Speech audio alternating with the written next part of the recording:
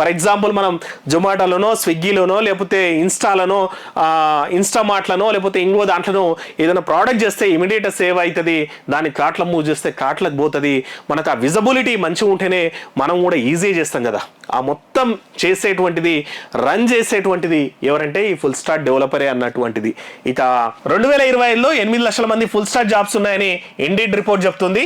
Front end వచ్చేసి user చూసే design, buttons, layout create చేస్తారు. ఉదాహరణ అమెజాన్ సైట్స్ లో సెర్చ్ బార్, ప్రోడక్ట్ లిస్ట్ అన్నట్టు. ఫ్రంట్ ఎండ్ డెవలపర్ ఏం చేస్తాడంటే ఆ ఫ్రంట్ ఎండ్ ఏదైనా వెబ్సైట్ ఉంటే దాని ముందర అంటే ఇట్లా ఈ విజిబిలిటీని మంచిగా చూపించేటోడు ఫ్రంట్ ఎండ్ డెవలపరు. తర్వాత బ్యాక్ ఎండ్ వచ్చేసి సర్వర్, డేటాబేస్, లాజిక్ ని బిల్డప్ చేస్తారు. కార్టులో ఐటమ్ యాడ్ చేస్తే డాటా స్టోర్ అయ్యేటువంటిది వీళ్ళు చూసుకుంటారు.